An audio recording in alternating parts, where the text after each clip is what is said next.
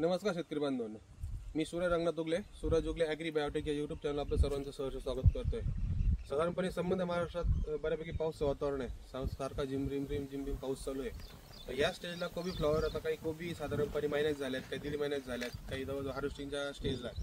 तर या स्टेजला जे फंगल इन्फेक्शन होतं म्हणजे तुमचा जो पानाचा मोठ्या पानाचा पिवळा होणारा करपा असेल किंवा तुमचा व्हेन ब्लॉक होऊन इथं जो पॅच पडतो पिवळा तो असेल, तर हे जे प्रॉब्लेम उद्भवतात आपल्याला, तर याच्यावर आज छोटीशी व्हिडिओ बनवतोय। तर विषय असा आहे की हा करपा काय येतो, पहिले कारण समजून घ्या। हा करपा मुळीपासून जो कोबीचा मधला हे असतो आपला स्टेम असतं मधलं, आणि स्टेम पासून पानं वर निघतं। तर 99% असं ऑब्झर्वेशन मध्ये आलंय की ह्या स्टेमची व्हेन ब्लॉक म्हणजे शिर ब्लॉक होते, नंतर ती शिर वर गेली पानाच्या वरच्या टोकाला, तिथं पिवळा पॅच पडतो बरोबर। तर यासाठी आपलं नियोजन, महत्वाचं नियोजन, फवारणी अगोदर आपण कुठलं फवारणी सोडून काय नियोजन करू शकतो। सर मग आपल्या वावरात पाणी थांबून द्यायचं नाही, घरी रिमझिम पाऊस चालू आहे पण सारखं ओलावा धरून ठेवलेला आहे वावराने, तर जे पाणी, तर ते पाणी आपलं कुठे एका साईडने काढून द्यायचे, वावरात पाणी थांबता कामा नये।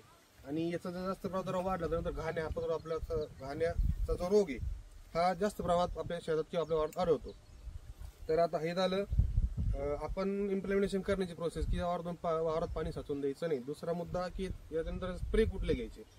आता पाऊस चालू आहे, ऊन नाहीये, फोटोसिंथेसिसची प्रक्रिया पूर्णपणे शांत आहे, तुमचं टोमॅटो ओपनिंग क्लोजिंगची प्रोसेस असेल ती पण खूप मंदगतीने होते। तर आपण त्याला अंतर्प्रवाह औषध देऊच शकत नाही। आपण त्याला मागचे औषध लोकांचे शेतकरी जेव्हा वापरले फंगी स्टॉप, हे एका टाकी साधारणपणे 500 ग्रॅम आणि सिलिबस सुपर 500 ग्रॅम याचा एक स्प्रे काढायचा आहे। शेतकऱ्यांच्या साधारणपणे 10 ते 15 दिवस याच्यानंतर हे फवारल्यानंतर त्या पिवळ्या स्पॉटला प्रोटेक्शन मिळतं, म्हणजे चांगल्या प्रकारे थांबतो तो। आणि या स्टेजला आत्ताच्या वातावरणात सर्वात मोठा प्रॉब्लेम चालू आहे अळीचा। याला आपण जे रिकमेंड करतोय, मागच्या व्हिडिओमध्ये मी पण टाकले, प्रचंड 2 स्टेजसाठी प्रचंड 160 मिली, त्याच्यानंतर यमराज 250 मिली आणि ग्लोवेट द्यायचे त्याच्यामध्ये 50 मिली, हा एक स्प्रे काढायचा आहे।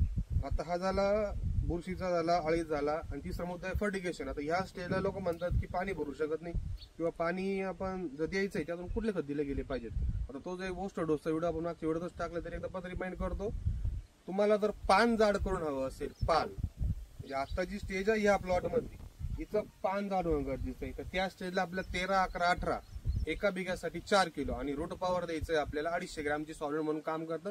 साधारणपणे 2 ते 3 तास आपल्याला भिजत घालायचे।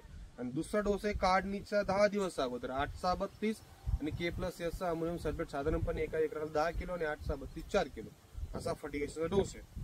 आता दुसरा असा मुद्दा की बराच असे फोन येतात की साहेब पाऊस चालू आहे तरी स्प्रे घेऊ का। तुम्ही कॉन्टॅक्ट मधला कुठलंही फंजीसाइड घेतलं तरी या क्लायमेटला अडचण नाही। आणि दुसरा मुद्दा, आपण जर फंजीसाइड स्प्रे केलंच नाही किंवा आता जरी आपण फक्त कोबी पानावर स्प्रे करतो, 2% ती जमिनीवर जातात, तिथून ते मुद्दून ऑब्झर्व होतं सॉइलवर पडतं, तर तो जो इश्यू असतो मधला, म्हणजे आपली जी मानसिकता आहे की पाऊस चालू आहे फवारा घेतला नाही पाहिजे, 100% फवारा घेतला पाहिजे। कॉन्टॅक्ट जे काही फंजीसाइड तुम्ही ते घ्या, आणि पिवळे स्पॉट येत असतील किंवा वाटतात प्रिव्हेंटिव्ह मध्ये पण तुम्हाला तो स्प्रे घ्यायचा पिवळ्या स्पॉटचा, तर ते फंगी स्टॉपचा फवारा घेऊ शकता। धन्यवाद।